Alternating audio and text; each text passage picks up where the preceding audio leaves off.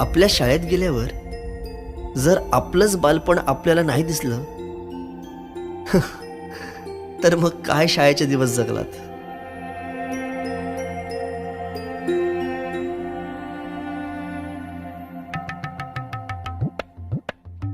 काय रे, अभ्यास नाही केला? चल निघ. बाई मी गृहपाठ केले पण वही नाही भेटली. भेटली नाही, मिळाली. माणसं भेटतात आणि वस्तू मिळतात, कळलं? चल.